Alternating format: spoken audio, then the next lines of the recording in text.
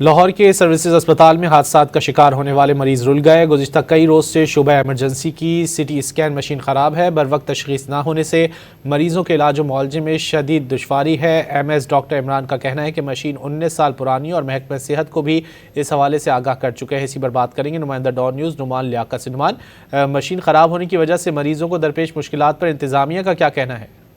دیکھیں جی، یہ سروسز اسپتال کی ایمرجنسی ہے اور اس کی مین ایمرجنسی کے اندر جو سی ٹی اسکین مشین ہے وہ گزشتہ کئی روز سے خراب ہے، اور مشین خراب ہونے کا سب سے زیادہ خمیازہ جو ہے وہ مریض بھگت رہے ہیں، اسپیشلی جو حادثات کی صورت میں پیشنٹ ایمرجنسی میں آتے ہیں اور جب مشین خراب ہوتی ہے اور بر وقت جو تشخیص نہیں ہوتی، اس کی وجہ سے علاج معالجے میں بھی شدید مشکلات ہوتی ہیں۔ اس کے علاوہ مشین خراب ہونے کی وجہ سے مریضوں کو سب سے زیادہ پریشانی کا سامنا جو ہے وہ کرنا پڑا ہے۔ اس حوالے سے جو ڈائریکٹر ایمرجنسی ہیں، ان کی جانب سے یہ بتایا گیا ہے کہ مشین خراب ہونے کی وجہ سے انہیں بھی کافی پریشانی کا سامنا ہے اور تحریری طور پر یہ آگاہ کیا جا چکا ہے۔ جبکہ M S doctor Imran Zaidi, ان کی جانب سے بتایا گیا ہے کہ مشین 19 سال پرانی ہے، کمپنی کو ہدایت کی گئی ہے کہ وہ اس کو مشین خراب ہونے کی وجہ سے مریضوں کو مشکلات کا سامنا ہے۔ نعمان لیاقت تفصیلات سے آگاہ کر رہے تھے، بہت شکریہ۔